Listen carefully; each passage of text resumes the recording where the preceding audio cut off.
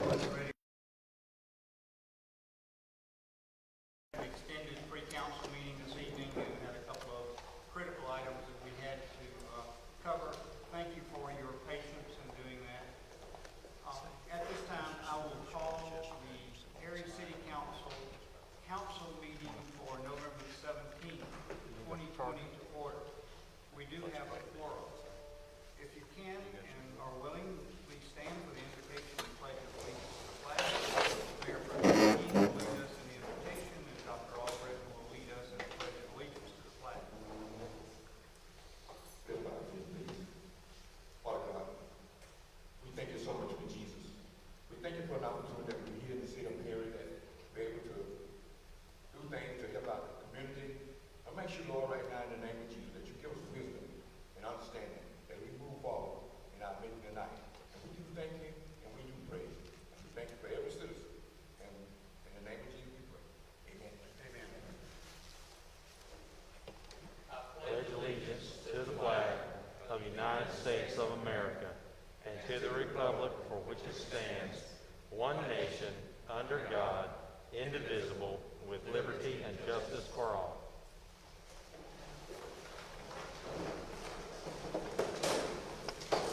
Appreciate that. Item 4 are recognitions and presentations. For this evening, we have the pleasure of making a presentation for the 2019 to 2020 Champion of Georgia Cities Award on behalf of the GMA to our state representative, Mr. Blackman. At the end of every legislative biennium, the Georgia Municipal Association honors legislators who have defined home rule both in their communities and under the gold dome. This honor is called the Champion of Georgia Cities Award, and we are happy this evening to present this award to Mr. Blackman, our state representative. Representative Blackman has been a friend of the city of Perry and to all local governments in the state of Georgia.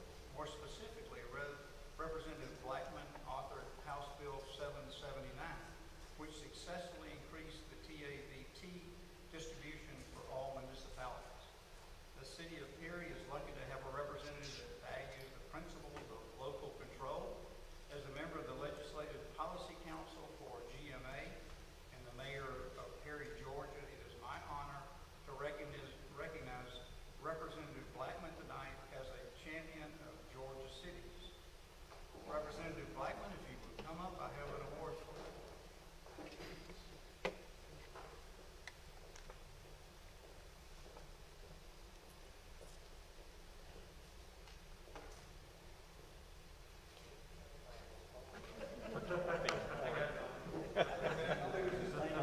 All day long. Got to follow the rules. Yes, sir. Thank you.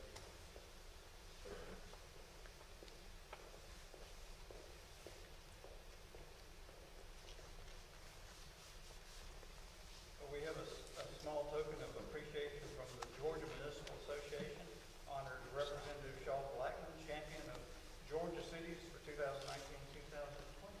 It is our truly our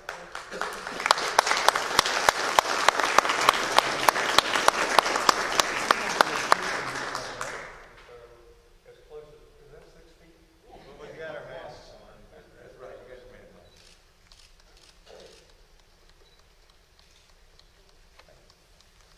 on. Oh, I think y'all have a pretty busy agenda tonight, so this is, thank you, it's truly an honor, but it's just for doing what they told me to do. So I'm grateful for the partnership with the city of Perry, and I know we're all kind of in this together, to do what's best and what's right for the citizens of Perry and Houston County, all of Georgia. So thank you very much, Mayor and members of council, and I'm grateful and continue to work with you and work on your behalf as hard and best I can. We thank you for all that you do for us every. I want to say one thing, Shaw. Let me just. We got a long way to go. But you earned this. Let me tell you. The TAVT tax, what you did for the cities on that is outstanding. To actually take that to the House and to the Senate and get it approved and actually get it changed, because there appeared to be an inequity to the municipalities versus the other people that were receiving those funds took a lot of hard work and fortitude to get that done. So we really appreciate what you do up there. Tell everybody, he answers his phone or he returns your text immediately. So that's something that's very rare, and we appreciate the communication we have with you, especially when the legislative body is in session. I know it was a very difficult time this year, but previous years, it's worked very, very well. So we thank you for representing us the way you do. Thank you. Thank you.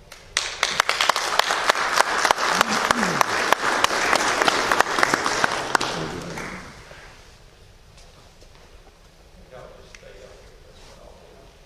It's easier. Can I have Ms. Herrera, Ms. Holly, and Mrs. Arrington to please come up and join me?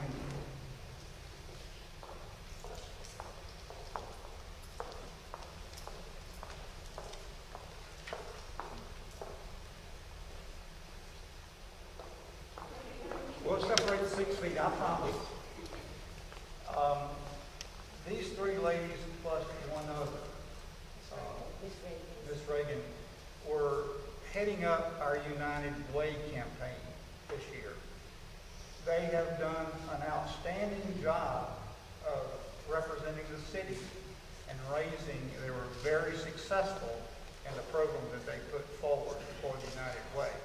So we wanted to take the opportunity as a city to say thank you for all of the hard work, the creative ideas that you came up with that got everybody engaged in our employees, and we really thank you for the time that you spent, and what you raised will go towards helping many, many people throughout our community, and that's the important part about it. What you have done is going to improve the quality of life for a large number of people that live in our community. So I can't say thank you enough for what you've done. So anybody would like to talk about a little bit about what you raised or something? Thank you. We had a great time, and we were able to raise $8,186.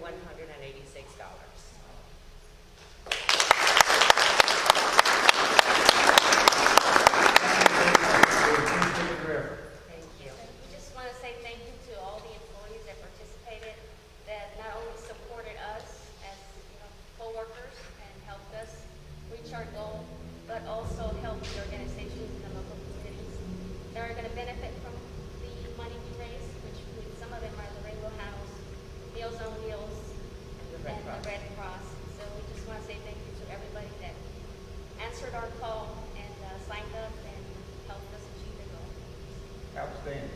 Thank you again for all your work. Good night. You want to take a picture? Yes, please.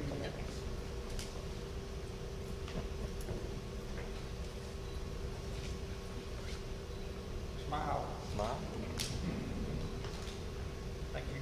Thank you again. Thank you.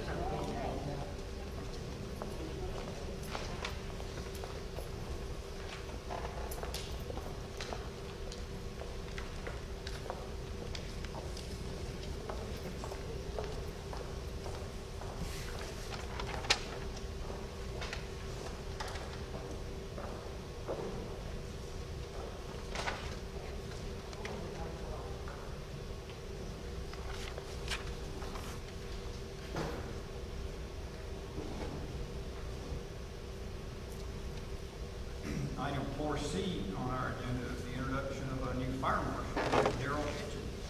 Chief Harper. Thank you, Mayor and Council.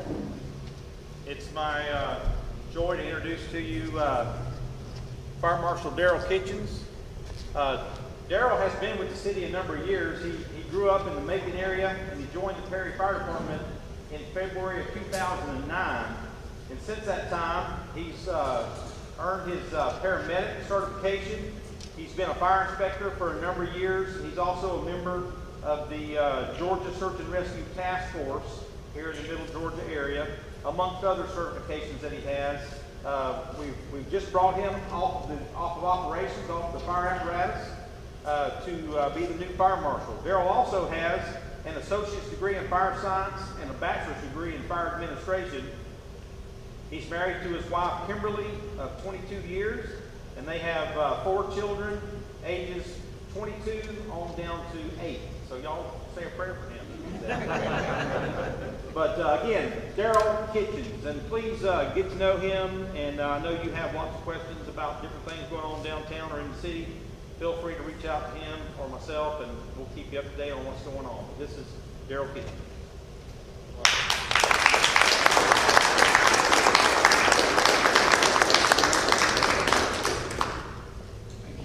Thank you, Chief. Welcome, Mr. McKitchens, to this new job. We look for great things from you, so look forward to working with you. Item 4D is the introduction of new firefighters, Brandon Maddox and Vince Walls. Mr. Parker, Chief Parker. Yes, Mayor, thank you again. Brandon, come on up. You know, recently we were able to hire 2 firefighters to replace some that had gone from our ranks. And we were able to, luckily, we were able to hire 2 people that already had certifications. So Brandon, he's now officially the tallest member of the fire department. At what, 6'5"? Yeah. So I know Chief hired one that was a basketball player. I'm not sure he was 6'5" or not, but we'll get Brandon on him. But Brandon comes to us from the city of Butler, Georgia. He's been a volunteer for 12 years. Prior to coming to us, he was a production manager for the Butler Sand Company. He decided to pursue his full-time fire career with the city of Perry. He's married to his middle school sweetheart, Brittany. They've been married for 8 years. They have 2 children, a 7-year-old girl named Bailey and a 5-year-old boy named Brandon. And we're proud to have Brandon as our newest firefighter.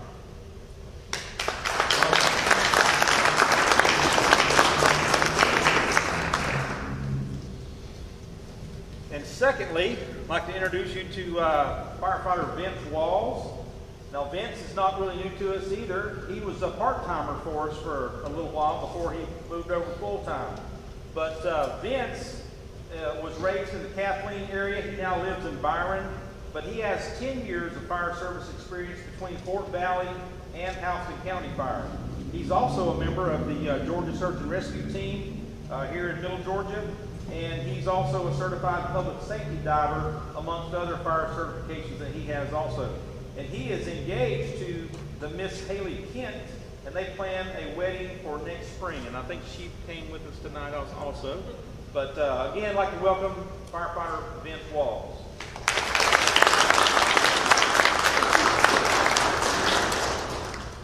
Thank you, Mayor. Thank you, Chief. We appreciate that. Welcome. We look forward to working with both of you. We're glad that you have chosen Perry as the place for you to work. We think we have an outstanding organization here, and we're glad that you're joining that. Thank you. Item 4E is the recognition of an award from the Governor's Office of Highway Safety and the Governor's Challenge from 2019 to 2020. Chief Lynn? Major, will you join us too? Thank you, sir, Mayor and Council. Kind of a big deal in the state is the Governor's Office of Highway Safety, and in conjunction with that, there's the Governor's Challenge Award, which is an annual event. This year, Friday before last, on November 6th, with the 3 of us and some others in attendance from Perry, we were one of 29 agencies in the state that won an award. In our particular classification, we won a 3rd place award. It was a pretty fierce competition. It's ranked by number of officers, and we just happen to be in a pretty active group. But still, out of the whole state, which is over 700 agencies, 29 agencies received awards. Corporal Laster, under the command of Major Phelps, oversees the program, and I just want him to tell you a little bit about it because he knows a lot more about it than I do. Corporal. To be brief, it's very important that I explain what it takes and why we got this award. The Governor's Office of Highway Safety's only sole goal is to reduce injury and fatality crashes in the state of Georgia. We enforce speeding, seatbelts, DUIs, reckless driving, partially throughout. But the goal is that we reduce every injury that we can, and obviously fatalities by making people do the things voluntarily. trump several of the other agencies, and we need to keep doing it. It's everything from speed down, and it's difficult. As you know, Perry doesn't have a lot of fatality crashes. We've done well, so we got to keep doing it. We'll be all right. Thank you. Thanks, sir.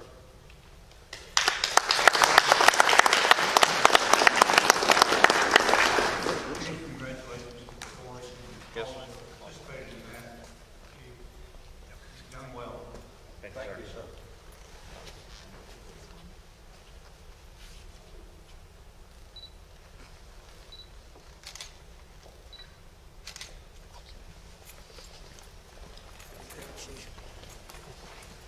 Thank you.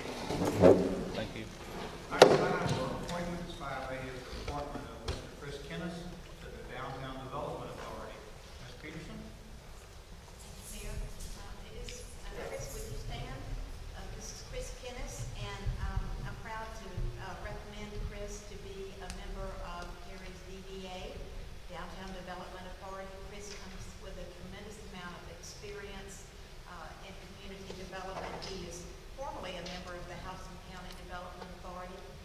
He is currently working with the Perry Housing Authority. He's been a citizen of Perry for how many years, Chris? Several. 26 years. I know that he's deeply invested in our community and is a wonderful family. He has the business acumen and maturity, experience in life and business to be, I believe, a very valuable member of our DDA. So I'm very proud to nominate him for that position. Thank you. Council members, you've heard the recommendation from Ms. Peterson. At this time, I'll entertain a motion to approve the appointment as outlined. Motion and second. All in favor, please indicate by raising your right hand. Please let the record show that the appointment was approved unanimously. Thank you. Chris, looking forward to having you in that group. You'll do an outstanding job. A pleasure. Thank you. Thank you, Ms. Peterson. Yes, sir. Item 6 is community partners. Are there any community partners here this evening that would like to address council at this time?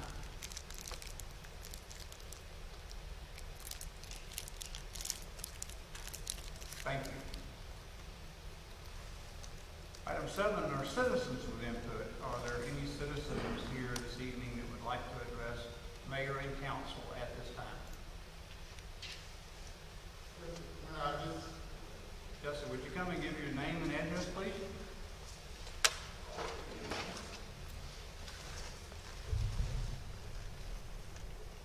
Robin Jackson from the city of Perry, Georgia. I just want to congratulate, thank you all for getting with the Board of Education and cutting the grass. They came out there that Friday and they cut everything except for a little area, but it does look a whole lot better since they did that in the community. And I just want to tell the council, the mayor, thank you very much for your speedy reaction and having them to come out and cut. And I do want to ask the city manager a question, if he's okay. I know you probably heard of defunding the police department, but I know they are not really talking about defunding it. But what is the amount of the city budget annually that goes to the police department? $4.8 million. What percentage is that? Pardon? What percentage is that? That's probably about 15% city's total budget. They deserve that. Okay. And one other thing, as far as with the statue downtown, because you all know it's probably being controversial. We're not really asking for the removal of it because, like I said, historical purpose, but it would be an honor if you could get another statue as far as honoring John A. Lewis, because after all, when during the 70s, that at that statue that he was beaten at, I witnessed it myself, and of course they arrested him and arrested himself too during that time. And it would be an honor to give recognition besides the Confederate statue, of course, that both just, historically wanted to have it there, and also have a historical statue for the ones who fought for the voting rights and many other things in this community. So I think I would like for the city council to get considerate that they really have it. Instead of removing it, we're not going to ask you to do that. Just have a statue beside it in honor of those who have fought for the rights of all American citizens. We'll take that into consideration. Thank you. And yeah, I was over there last Friday checking the grass, and they had a lot of folks working over there. I'm glad that we got it done. Thank you for bringing it to our attention. Is there any other citizens who would like to address council at this time?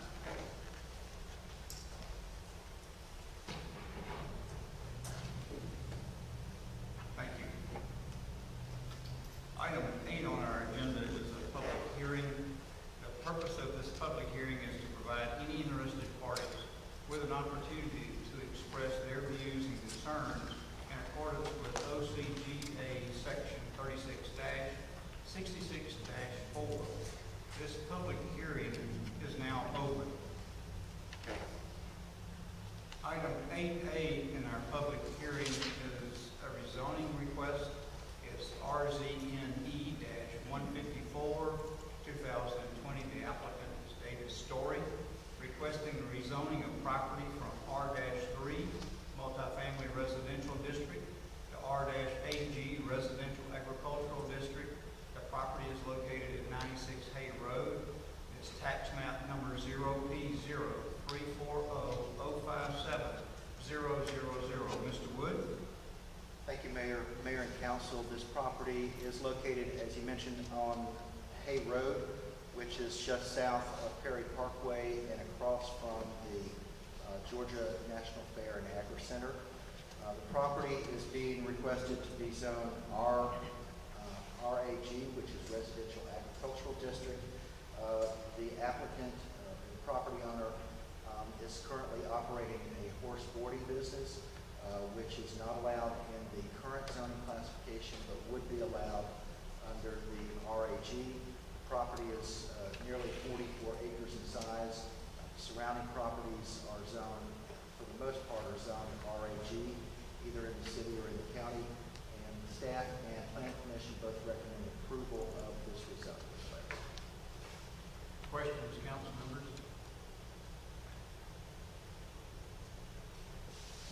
Hearing none, is there anyone here this evening that would like to speak in favor or for this rezoning request? Yes, sir. Would you come to the mic and give us your name and address, please?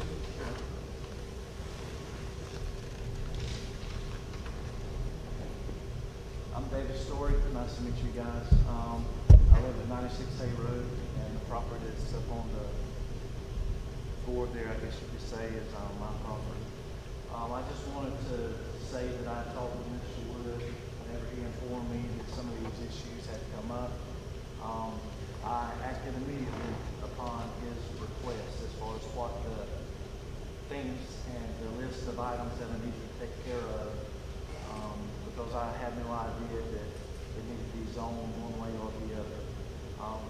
Just kind of give you a little bit of background. The way this happened and the way all of this started, in about 2018, there was a hurricane on the Savannah coast. I can't remember what hurricane that was.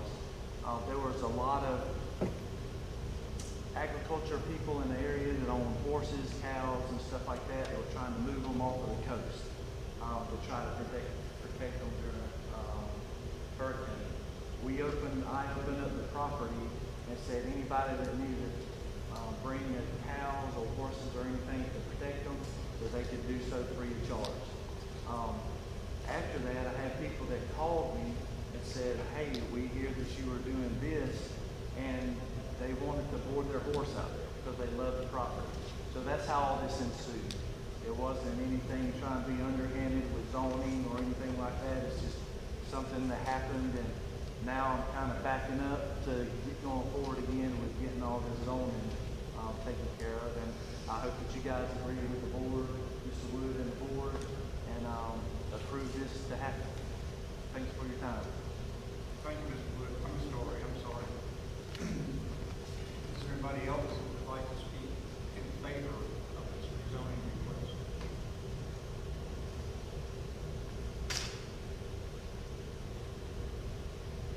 Thank you. Is there anyone here that would like to speak against this zoning request?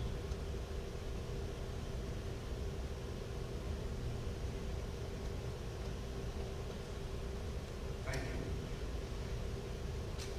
Item 8B is an annexation request. It's annexation ANNX-156-2020. The applicant is William Edmund Smith III, requesting rezoning and annexation of property from R-1 County to R-3 City.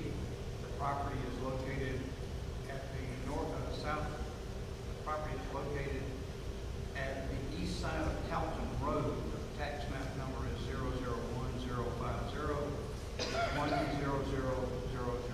Mr. Wood?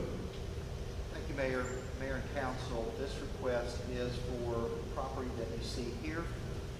It's approximately 38.9 acres of land that is requested to be annexed into the city in zone R3, which is multifamily zoning classification. Property is contiguous to the city boundary along the south boundary here and along the western boundary. The Planning Commission recommends approval of this request with one condition that was offered by the applicant, and that being that the property not be, let's see, how is it exactly, with the condition that multifamily uses shall not be developed on this property. And with that, I'll be glad to answer any questions. Council members, any questions relative to this annexation and rezoning request? Thank you. Is there anyone here that would like to speak in favor of this annexation and zoning request? All these requests.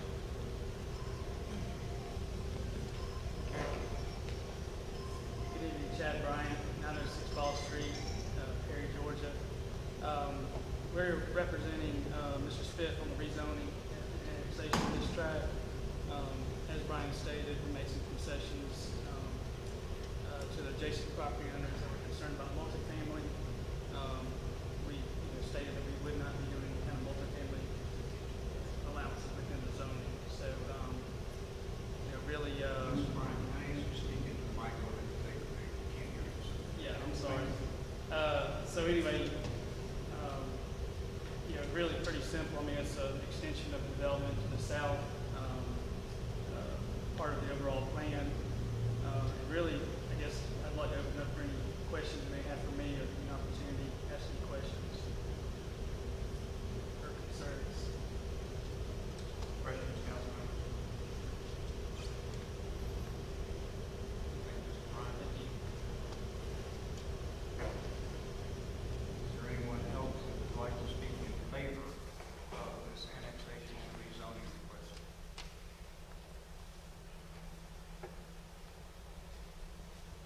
Is there anyone here that would like to speak against this request? Yes, sir. Could you give us your name and address, please? My name is Mark White. I live at 2628 Highway 127 in Kathleen. My property is in front of this cow pasture. Former cow pasture, I suppose. At any rate, we were obviously concerned with, and they did give us an allowance at the last meeting. It's the councilwoman. I don't recognize anybody with a mask, but they did give us an allowance that they wouldn't build, condos or apartments or whatever. But and look, I just owned this property for 11 months now. This wasn't disclosed to me at selling that they were going to put subdivisions all around me. But obviously, I'm concerned about my property value, as you can imagine, which I know I can't argue here because I'm assuming it's not a huge concern to anybody else. But in looking at the property, we're certainly, my neighbor and I are both concerned. There's a stream that runs in between my neighbor's property and mine, which runs along 127, that there's a drainage ditch, a couple of drainage pipes that run under the road at 127. So when they clear, when they clear cut this behind us, we're afraid that this runoff is going to cause huge problems with flooding on our properties, you understand? As well as, I mean, the traffic thing. I can't imagine there's a traffic study that's been done that these roads out here, there's a high school on one end of 127, there's Veterans High School there, and Matt Arthur Elementary School is at the other end of 127. There's already so much traffic that it's quite dangerous around those curves, and so I'm just thinking adding all this traffic that's coming now, we've been coming from Talton Road now into 127. And the way I understand it from the last meeting, there's nothing that can be done proactively to fix the roads. The DOT doesn't work that way. So there's some huge concerns here. I mean, I moved back here to retire and to be with my grandchildren. My grandchildren now live with me on this property. And so there's just a lot of concerns, obviously. Again, they did give me the concession that they wouldn't put apartments behind me, but it's still not much of a concession in my mind when we bought the, it's his property, he can do whatever he wants to, but it just, I would like to understand how, and this guy, I don't know his name, he says, oh, trust me, we're going to, keep it from flooding and do all that, but I mean, I don't know this guy from Adam's House Cat, so it means nothing to me. But now that I've gone down and inspected this property with my neighbor, it seems quite a concern about the flooding. So anyway, I just wanted to be on record saying I'm obviously not for that. Thank you. Mr. Wood, could you point out the gentleman's property you have at the corner? Yes, sir. Mr. White's property is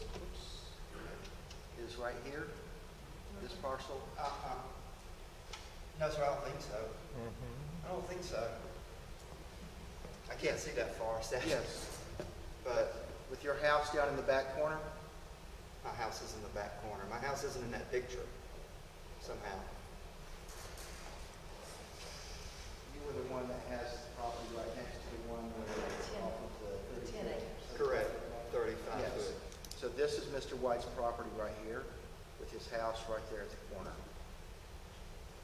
That was what you pointed out the last time. Yeah, I just can't see that. So. No, actually, our property is in front. This is the rear. The property that's next to ours is the next item, which is on this side. Our property is over here.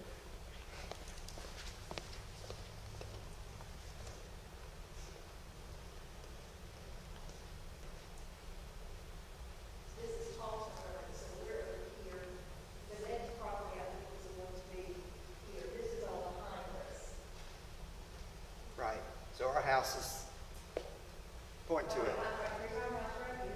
That's what he just said. We're fixing to have a domestic up here. That's what the man just said. Yes. Is that what he just said? He did just say that. I'm sorry, I can't see. That's fine. That's fine. I'm sorry. I'll do it. Thank you. And Mayor, if you'd like, I can comment on the flooding question. Yes, sir. We are a NSP. We are a community that is required to evaluate developments to ensure that no additional runoff occurs on properties, or at least the rate of runoff does not occur any more than what was previously prior to the development. So while there will be additional runoff created by any development, the rate of that runoff cannot be released onto adjoining properties or wherever it's going at a rate higher than it was released prior to that development. So we will be, and that's part of our regulations that we're required to do under the federal EPA and the state EPD, and that will be part of our permit review process when a development of any type is submitted to us for review. Thank you for that clarification. Yes, sir. No, sir, I can't hear him from that there. Okay, thank you. I mean, he's saying that it has to be done in that regulation, but what happens when it does flood? Who's responsible at that point? And these guys aren't going to care. I mean, who am I going to go to once it floods, or if it floods? You understand what I mean? Yes, sir, I understand you. And I'm not trying to be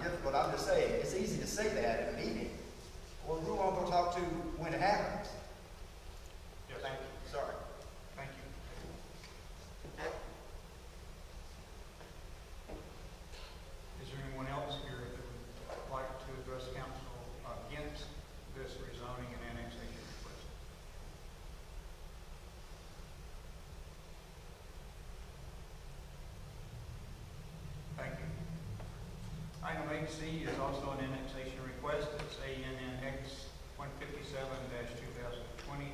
The applicant is William Edmund Smith Jr. Request a rezoning and annexation of property from R-1 County to R-3 City. The property is located on the southeast corner of State Route 127 and Towson Road. The tax map number is 001-050-089-000. Mr. Wood? Thank you, Mayor. Mayor, members of council, this property is directly to the north of the property we were just looking at. So you see the highlighted property we're talking about now. The property we were just talking about is located here. Mr. White's property is located here in the house in that location. This request is for annexation and zoning of an R3 zoning classification. Excuse me.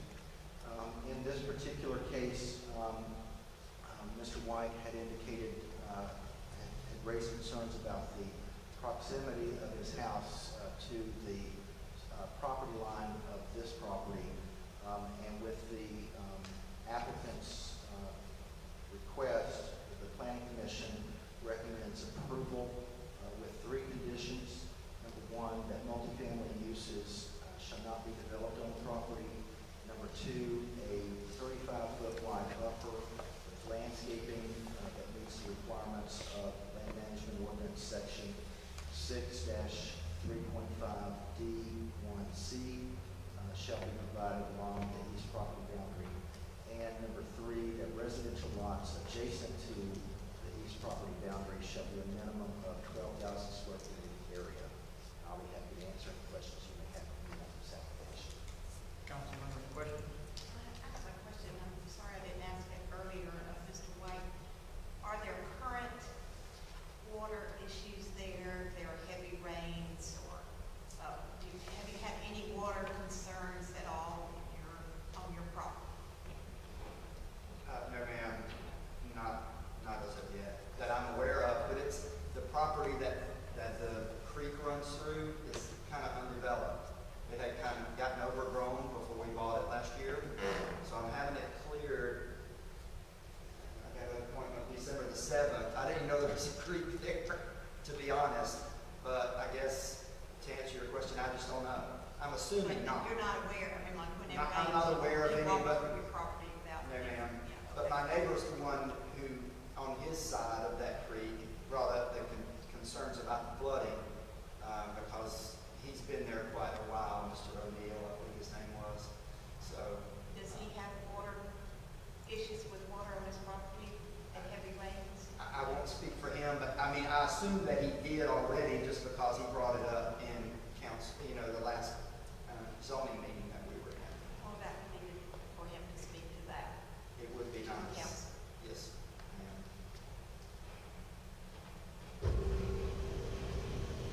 Other questions? Is there anyone else here that would like to speak? Is there someone here that would like to speak in favor of this?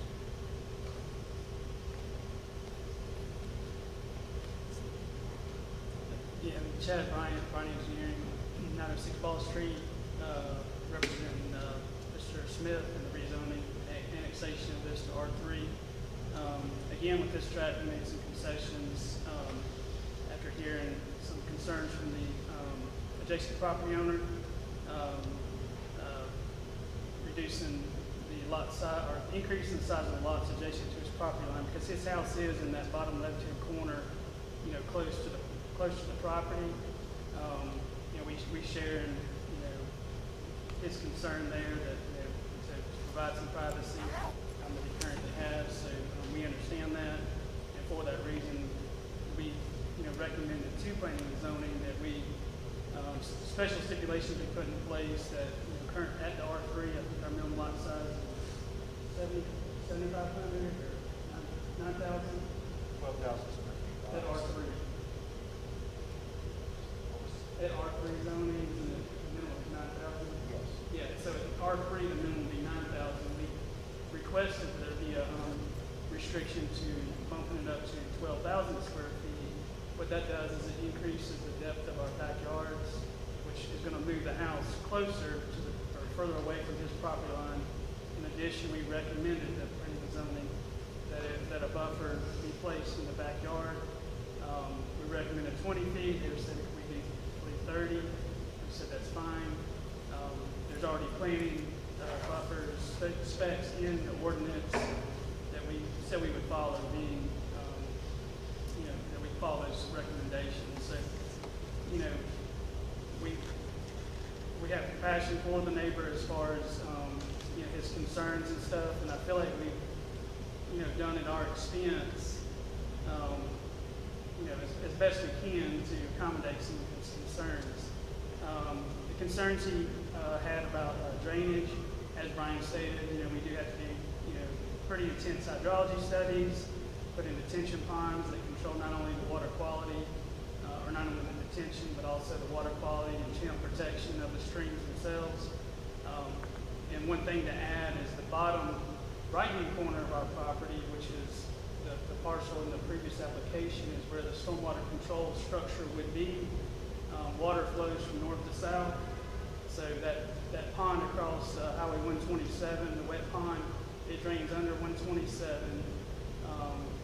It drains, I believe, to the right-hand side of Mr. White's property and continues further south in that direction. So, water flowing downhill, everything's, we're going to be discharging from our property line, 900,000 feet south downstream of his property line. So, water's not going to go, we're not going to go back uphill. Our discharge point won't be anywhere near his property. If anything, we're going to take water away from his property as far as control goes, and it'll go around his tract into a stormwater system, into a detention storage facility, and then discharge at the southeastern corner, several 100 feet away from his house or his property. As far as traffic control and traffic studies, we evaluate the right-hand turn lanes, left-hand turn lanes. All this is part of the development process. We go through all the different departments for these analysis. So it's a pretty intense study that goes into, when we site these places. We take everything into consideration, as well as try to make concessions to adjacent property owners to not infringe on their property as much as possible. So anyway, with that, I'll leave it open for any questions we have. Question, Mr. Brian? Just so I understand what you were saying, any water that you release is well south of this property, is that correct? Yeah, I can point it out to you if it's. I just wanted to make sure you heard that was quiet. I hear him say that. Yes, so the drainage patterns, everything drains through these woods right here. This kind of like the drainage patterns are into the pond, also varies in this direction. It comes underneath the large hole here, which is this Highway 127. Here's his property right here. This is the first track down here. This is the second track. So this water currently comes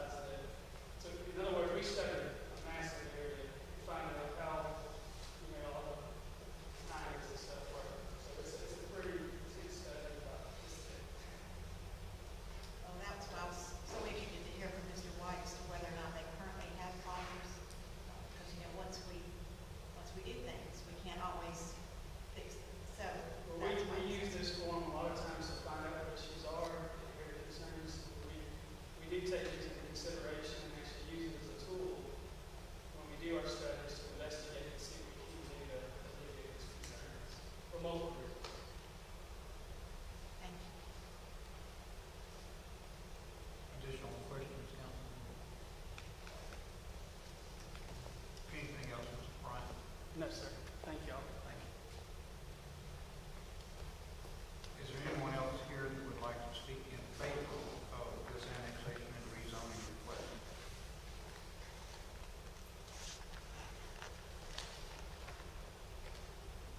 Thank you.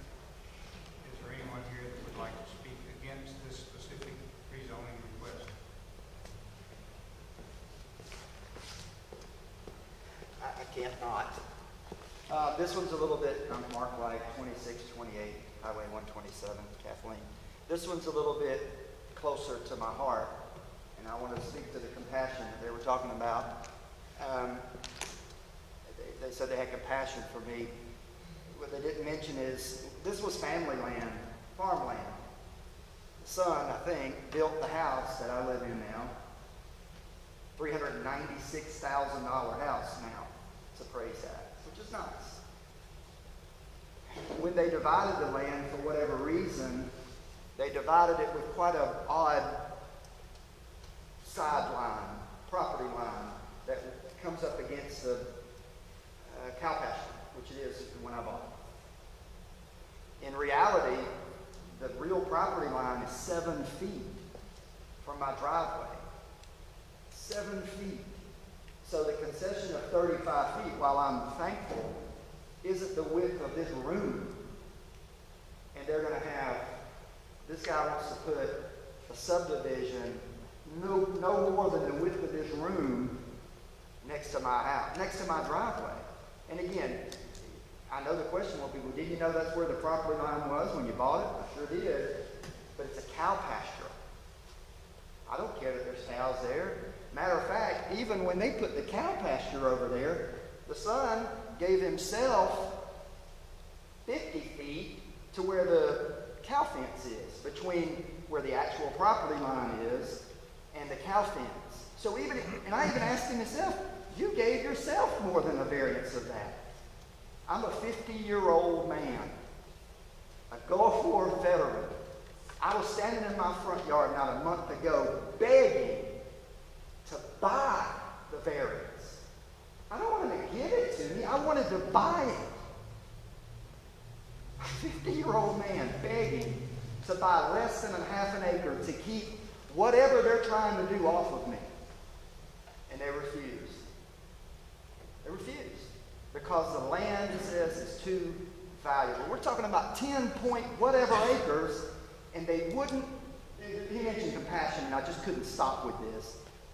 There's so much compassion there that he wouldn't even let me buy a variance to keep a subdivision 50 feet away from me. I appreciate the council and their provision, but again, I promise any person sitting in this room that had the power to stop a subdivision from going in no more than the width of this room, you'd stop that. If it were your house, because my values are fixing to plummet.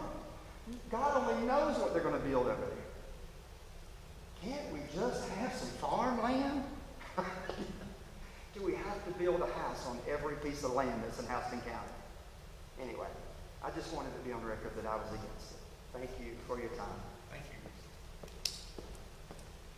Is there anyone else here this evening who would like to speak against this annexation and rezoning request?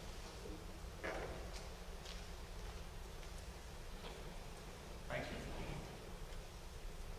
Item 8D is the rezoning request. It's RZNE-148-2020. The applicant is the City of Perry, is requesting to modify the boundary of the downtown development overlay district. The property is located downtown Perry. Tax map number is multiple parcels. Mr. Wood. Thank you, Mayor. Mayor and Council, this is a modification of the boundary of the downtown development overlay district based on several months of consideration by the Downtown Development Authority. They have recommended, and also the Planning Commission considered and is recommending approval of this map. As you see on this map, the red line represents the existing boundary for the Downtown Development Overlay District. The blue parcels are represent the proposed boundary. So in essence, the board is recommending and the Planning Commission recommend removing a number of parcels on Macon Road from Perimeter Road intersection down to roughly the Sunset Avenue area. Also, some of the parcels on the outside areas of Washington Street and Ball Street near the intersection with Sam Nunn Boulevard. And then primarily the additions to the boundaries would be those properties that are on Ball Street and Jernigan Street near the Interfor facility, which we anticipate converting over to commercial in the coming years, as well as the Andrews Heights residential area, which we believe would become more appropriate for downtown residential. Again, the Planning Commission recommends approval of this request.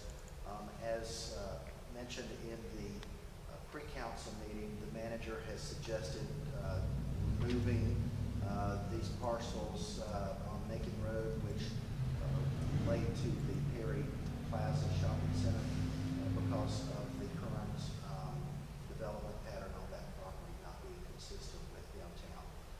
And I'll be happy to answer any questions that you may have. Question, council members? Thank you, Mr. Wood. Is there anyone here this evening who would like to speak for this rezoning request?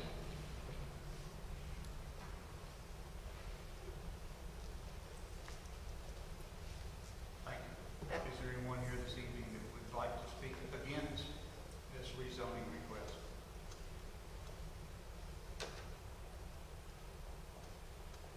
Thank you. This public hearing is now closed. Item 9, council members, are review of the minutes. 9A, council members, you've been provided with the minutes for the November the 2nd, 2020 work session, the November 3rd, 2023 council meeting, and the November 3rd, 2020 council meeting. At this time, I'll entertain a motion to approve those minutes as presented. Second. Motion and a second. Are there any additions, deletions, or changes to those minutes that have been provided? Hearing none, all in favor, please indicate acceptance by raising your right hand. Please let the record show that the minutes were accepted unanimously. Thank you. Item 10 is old business. 10A is ordinances for the second reading and adoption. Council members, this is a second reading of an ordinance. It will require a voice vote.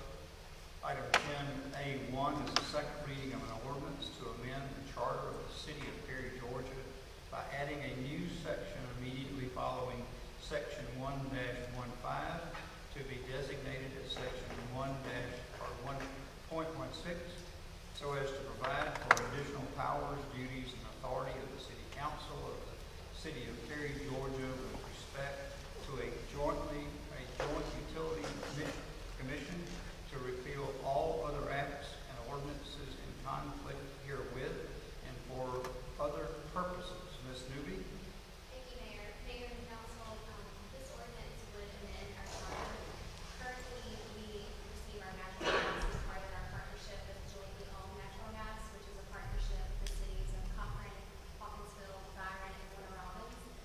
This amendment would provide for the creation of a joint utility commission, which would be known as the Mid-State Energy Commission, which would allow us to continue our natural gas operations, but through a commission instead of the previous partnership. Thank you, Ms. Newby. Any questions, council members, relative to this ordinance? Thank you. Is there anyone here this evening that would like to address council relative to this ordinance?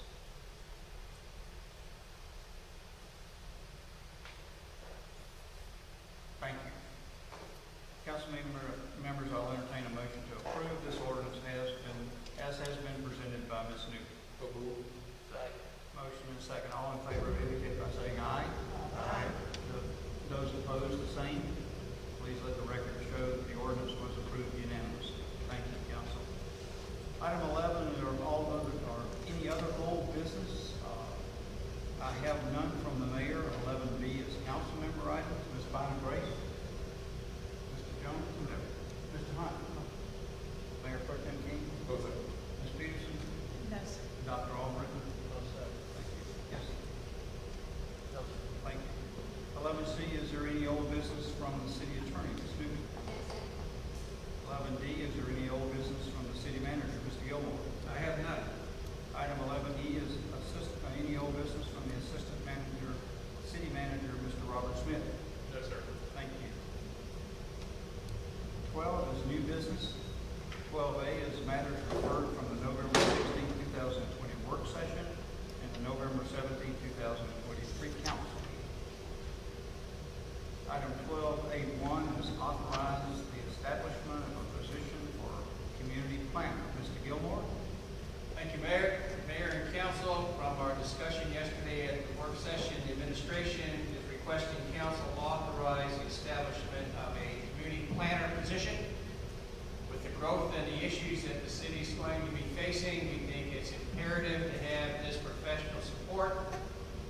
We would get an experienced planner to come in for this position, and we request that you authorize.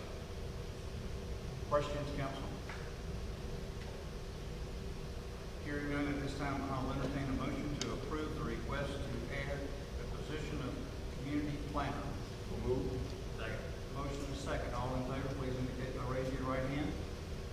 Please let the record show that the position was approved unanimously. Thank you, Mr. Gilmore. 12A2 is approved moratorium on the permitting of self-storage facilities. Mr. Gilmore. Thank you, Mayor.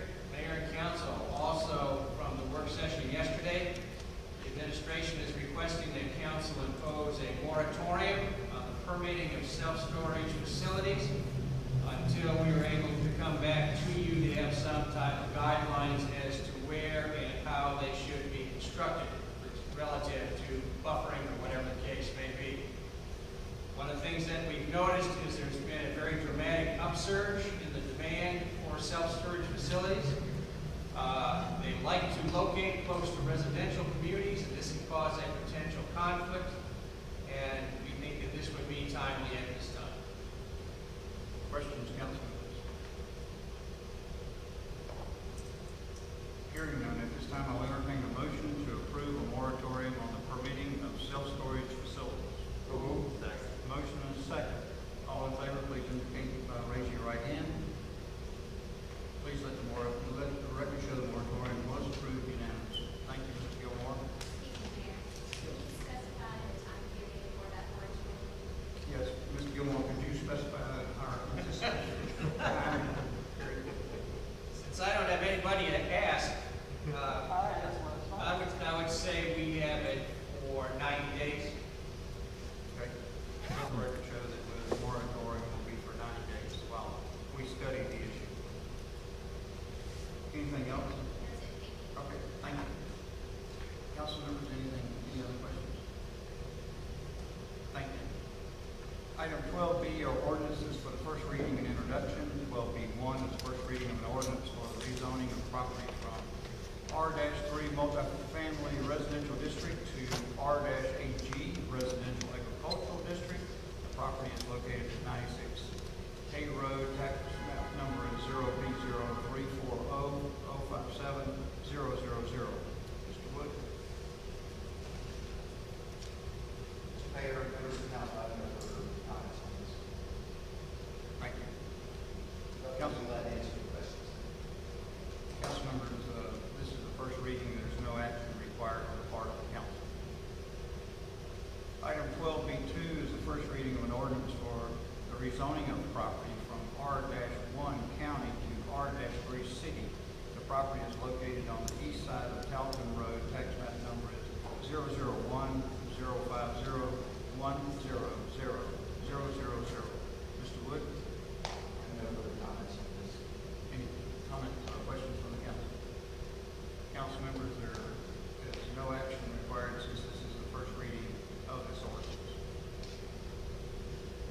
Item 12B3 is the first reading of an ordinance for the annexation of property to the city of Perry. The property is located on the east side of Talton Road. Tax map number is 001050100000.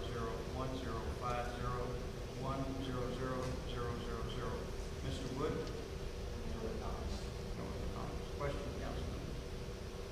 This is the first reading of this ordinance, and there's no action required by the council. Item 12B4 is the first reading of an ordinance for the rezoning of property from R-1 County to R-3 City. The property is located on the southeast corner of State Route 127 and Talton Road. The tax map number is 00105008900. Mr. Wood? No further comments. Any additional questions, council? Again, this is the first reading of this ordinance, and no action is required by the council. Item 12B5 is the first reading of an ordinance for the annexation of property to the city of Perry. The property is located on the southeast corner of State Route 127 and Talton Road. The tax map number is 00105008900. Mr. Wood? No additional comments. Any additional questions from the council relative to this ordinance? This is the first reading, and no action is required by council.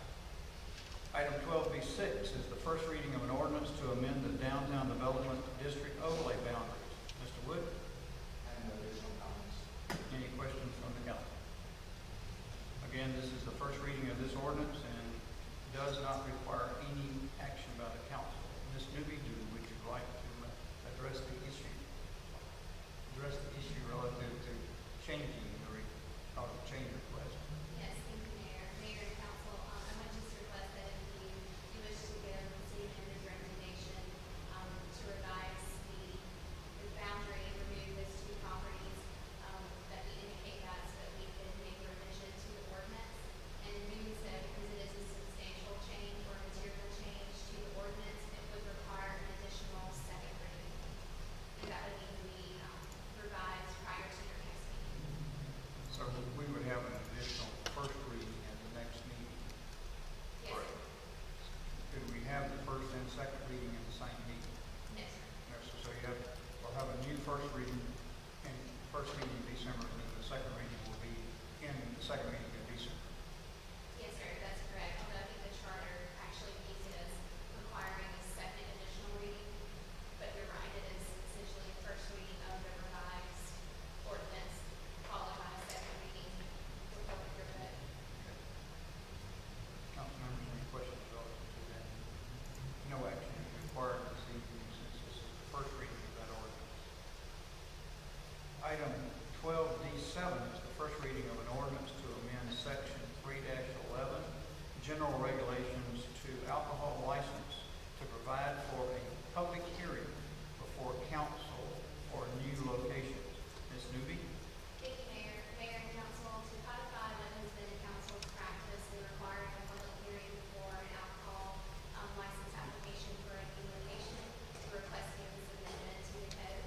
This would require a public hearing before council for any new location, which would be defined as a location that was not previously licensed to sell alcoholic beverages or that had not sold beverages at that location or premise within the 2 years immediately preceding the date of application. Thank you. Additional questions, council members? Again, there's no action required on the part of the council this evening.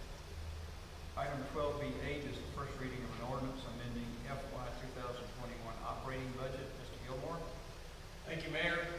Each fiscal year, around the middle of our fiscal year, once we know how much tax money we're going to have coming in and what the status is on our construction funds as well as some others, we come back and amend the operating budget that you adopted, and that's the purpose of this ordinance. Council members, any additional questions relative to this ordinance? There's no action required on behalf of the council this evening. Thank you. 12C are resolutions for consideration and adoption.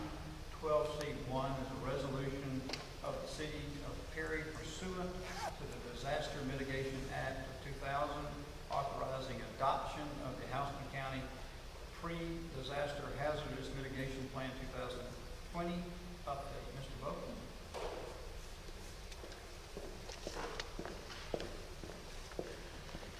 Thank you very much, Mayor and Council. Could you give us your name and also the CS for the record?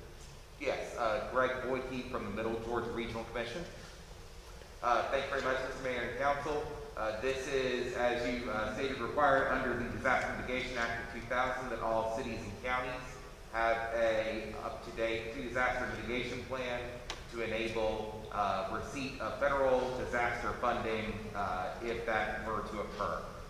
So this plan has been prepared in consultation between the City of Perry, Houston County EMA, and the other cities. It's been reviewed by GEMA and FEMA, found to meet all of the criteria, and so we are here asking for a resolution to approve the plan this evening. Any questions that I can answer for you? Council members, questions relative to this plan? Thank you very much. Thank you, Mr. Wood. Hearing, having no questions at this time, I'll entertain a motion to approve the resolution as presented.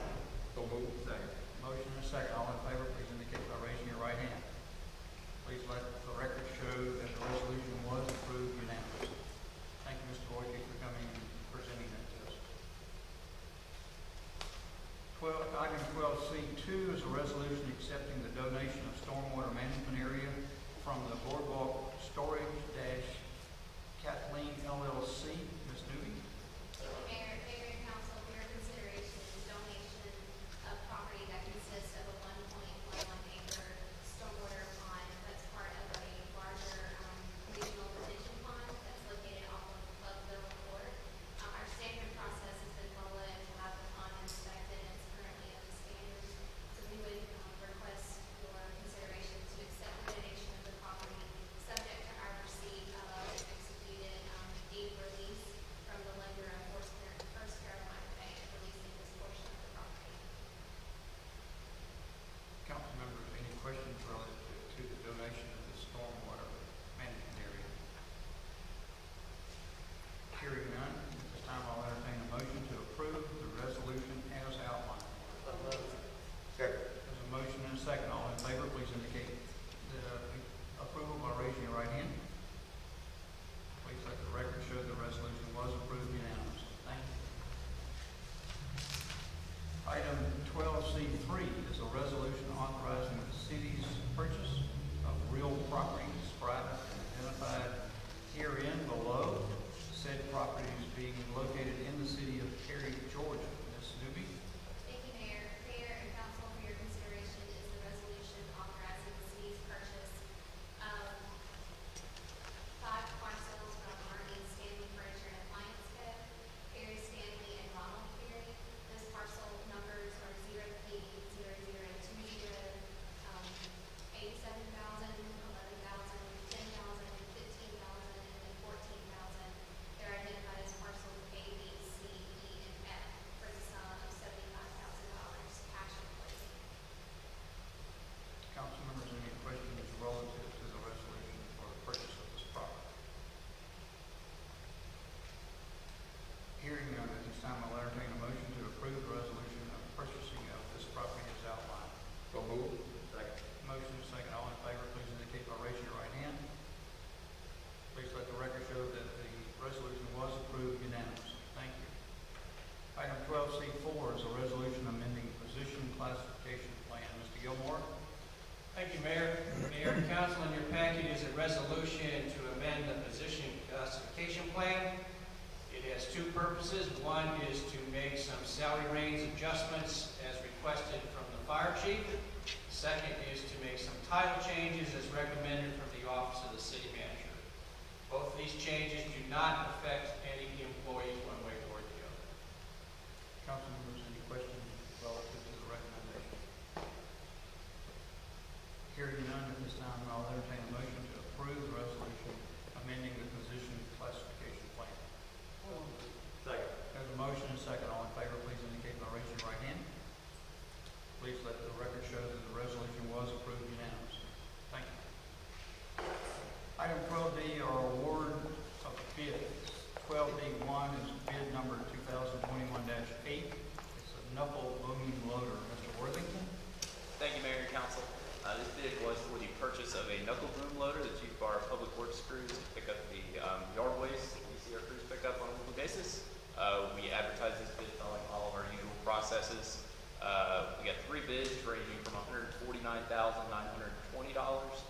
to $157,100.70. It would be staff's recommendation that we award this to the low bidder, who was Middle Georgia Freightliner, in the amount of $149,920. Thank you. Council members, any questions relative to the purchase of this double boom loader? Hearing none, at this time I'll entertain a motion to approve the bid as outlined for the knuckle boom loader. So moved. Motion and a second. All in favor of accepting this bid, please indicate by raising your right hand. Please let the record show the bid was approved unanimously. Thank you. Item 12D2 is bid number 2021-14. This is the Tucker Road Water Treatment Plant Facility Landscape Maintenance. Mr. Worthington? Thank you, Mayor. As the mayor indicated, this is for landscape maintenance of the Tucker Road Water Treatment Facility, which just recently opened. We advertised this following our usual processes and received 2 bids, ranging from $16,680 to $17,400. It'd be staff's recommendation that we award this bid to Dixie Lawn and Landscaping, Inc.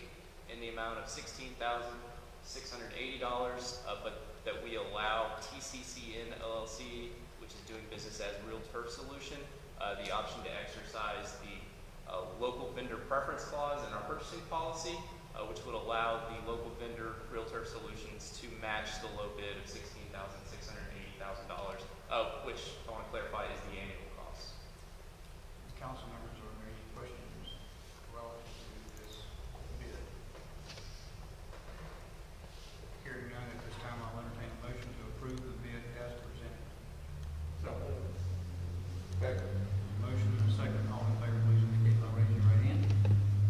Please let the record show that the bid was approved unanimously. Thank you. Item 12B3 is bid number 2021-15. It's the downtown railing project. Mr. Worthington? Thank you, Mayor. This project consists of installing railing on Ball Street between Carroll and Commerce Street. The entire scope of the project would be to remove the small bits of railing that are there currently, to install new railing, which is consistent with the aesthetic of downtown. And I want to point out that includes a break on Carroll Alley North, which is on the closer to the Commerce side of Ball Street. Here's a picture of what is currently there. I'm sorry, this is small. This is the corner of Carroll and Ball Street. This is Oliver Hazards in the background. There are a few small railings there. Essentially, this project would put a railing from starting at the crosswalk all the way to the end of Commerce Street, where the other crosswalk is. The proposed railing design would look something like this. And finally, our recommendation, we followed all of our usual processes in bidding this out. We received 3 bids ranging from $14,250 all the way up to $42,000. It would be staff's recommendation that we would award this to the low bidder, which was Weldcraft Ironworks, Inc., and that was in the amount of $14,250. Council members, questions? Hearing none, at this time I'll entertain a motion to approve the bid as outlined. Second. Motion and a second. All in favor, please indicate by raising your right hand. Please let the record show the bid was approved unanimously. Thank you, Mr. Worthington. Thank you. Item 13 are council member items. Ms. Bynum Grace. Mr. Jones. Mr. Hunt. Mayor Pro Tem King. Ms. Peterson. Yes. Dr. Albritton. Yes, sir. Thank you. Mr. Gilmore. I have none. Ms. Newby. No, sir. Mr. Smith. No, sir. Thank you. Item 14 is department head items. Ms. King. Okay. Mr. Worthington. Nothing further. Mr. Wood, anything? No, sir. Chief Lynn. Nothing tonight, sir. Thank you. Chief Parker. Nothing tonight, sir. Thank you. Ms. Clark. No, sir. Ms. Fitzner. Ms. Hart.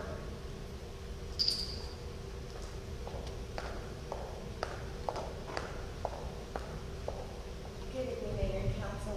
I wanted to provide you an update with Project Sleep. This is the hotel project with the Georgia National Fairgrounds, and it's been a while since May that we presented you with the hotel incentives that you all approved. The project is still moving forward. There have been delays due to COVID-19, with many things that have happened in 2020. And with the first quarter in 2021, we hope to have some more news, and that project is still moving forward, so we're very excited for 2021. Look forward to the hotel out. Ms. Gunn? Did I cover everybody?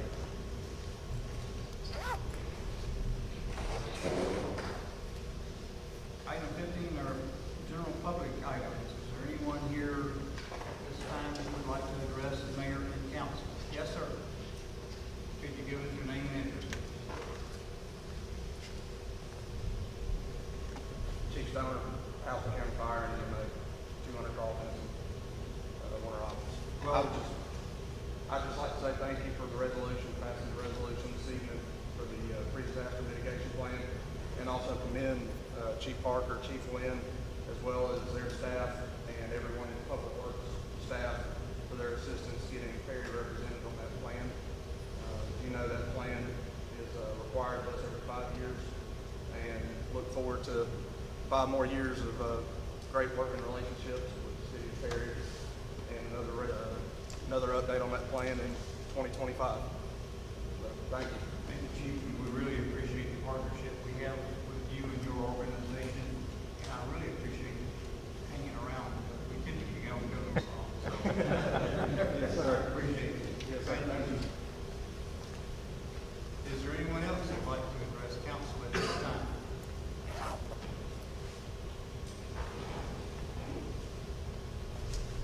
Thank you. Item 16 are mayor items.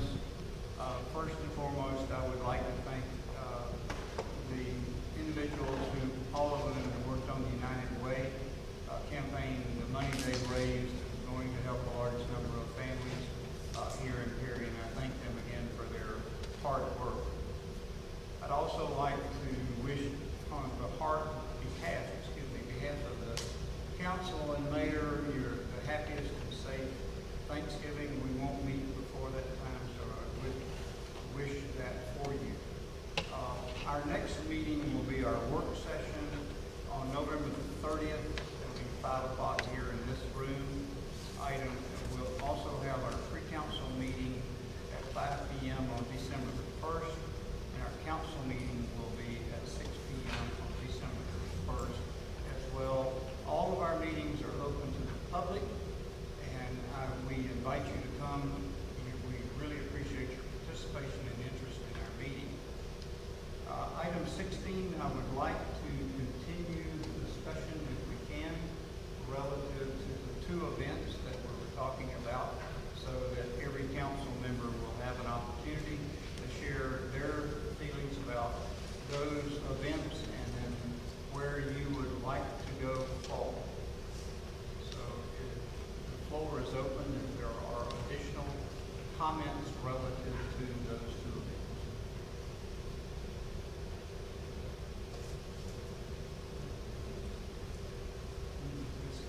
We're still in meeting.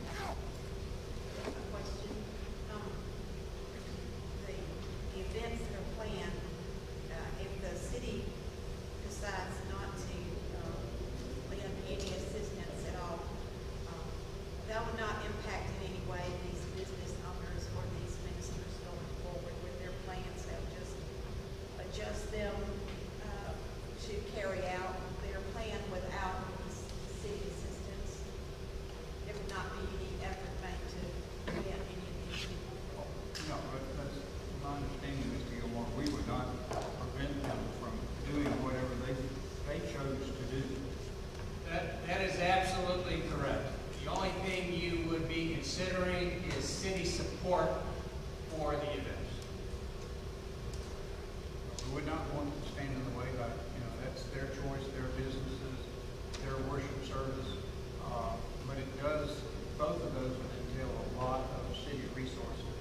And like I indicated earlier, we chose to not have an event and then turn right around and open it up to 1,000 people. So it's kind of strange to do that.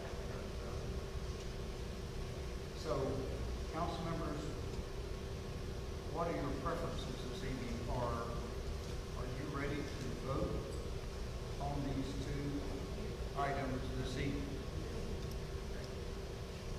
Ms. Newman, we need to take them separately, do we not, since they're separate items? Yes, sir, I would take them separately, but I would also move Mr. Smith and, or we can just read into the record what it is you're voting on, since Yes, it sir. was discussed in the previous meeting. I will be glad to do that. Council members, we have a special events request from the Perry Ministerial Association that asking us to participate in a program downtown that would involve approximately 300 people for a religious service celebrating the season. And they were asking for a number of things for the city to supply to us. And so at this time, I'll entertain a motion of the preference of the council relative to this special event. Come on. No, I need a motion. Is what is the council's preference? Now, I'd like to make a motion that the city, we will not be involved in assisting them in any way during the time, but we cannot stop business from opening up and having their time at this time. So we have a motion for tonight. Second. There's a second. All in favor, please indicate by raising your right hand. Those opposed, please let the record show that Mrs. Peterson opposes. Thank you, council. The next item we're working with is a special events application. The request comes from Ms. Jody Daly, who runs Bodega Brew. There's a request by 7 merchants that the city of Perry authorize the closing of streets on New Year's Eve in downtown Perry, basically from 7 p.m. in the evening to 1 p.m. and then provide we don't know exactly what the request is for, but some type of police protection during that period of time. Chief Lynn, you have any comments relative to that as far as what we provide or what's required? So by practice and policy, if there's an alcohol event downtown, street closures, we do provide police presence. If we were, off the top of my head, if we were talking about 1,000 people, I would staff it with 5 or 6 officers. And generally speaking, there's also 2 medical personnel from fire at an event like that. Thank you. And as the chief had outlined, their estimate is they're going to have 1,000 people downtown Perry. So, questions? Additional questions relative to that? Yeah, one question I have. If they're going to have that many people downtown, do we as a city, the police department, have to provide people in their presence? I'm sorry? I said, as a city, at this time, if they're going to have 1,000 people or better downtown, do we as a city, with the police department, have to provide people down there at this particular time? If you approve the application, we'll start there. If you approve the application, then we proceed similar to what Chief Lynn outlined about having all the officers set there for the event, plus the involvement of fire because of the number of people. If you deny the application, there will not be any formal police presence there, but there will be standard police coverage and watch, just like you have any other event any place else in the city. In other words, if there's, probably will not be, but if there's some question or some issue, just like mayor has a wild party in his house, we'll say, for example, you call them, police, and they would respond. There'll be regular patrols going through and all that type of stuff as well.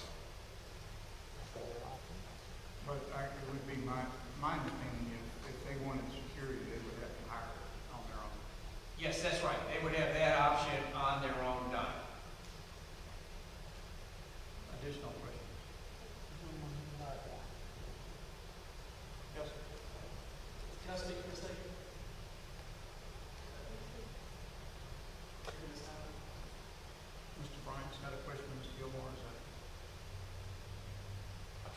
Mr. Bryant's got a question. Yeah, so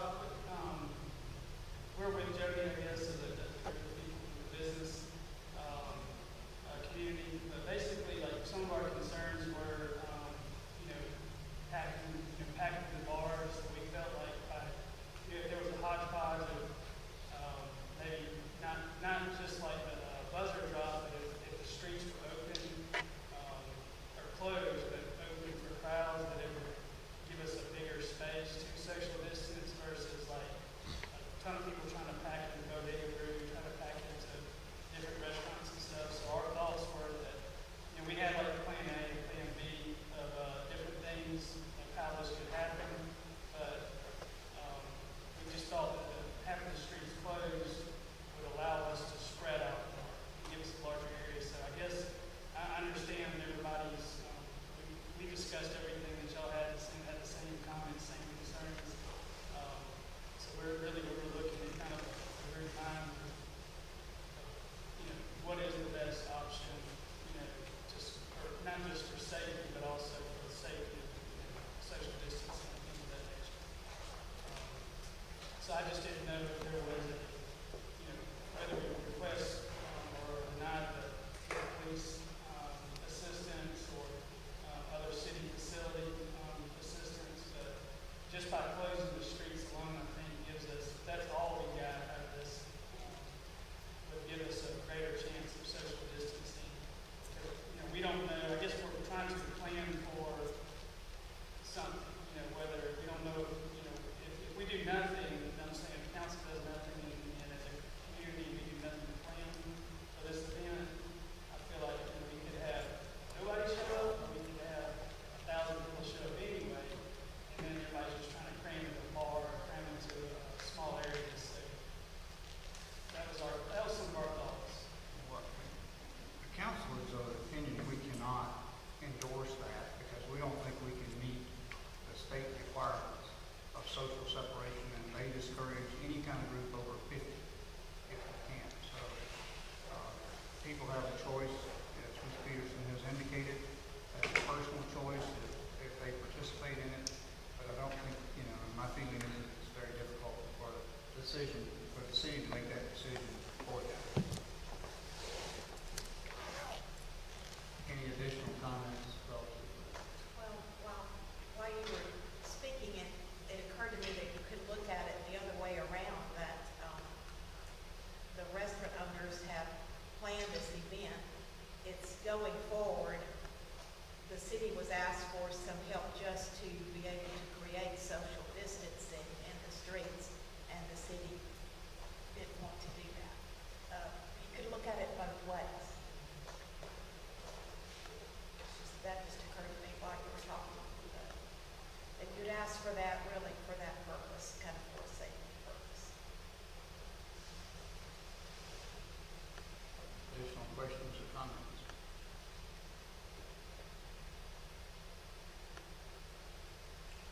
At this time, I'll entertain a motion of the desire of the council relative to this special events application. Motion that we deny the application. Thank you. We have a motion to deny. So there's a second. All in favor, please indicate by raising your right hand. Please let the record show that it is opposed. Please let the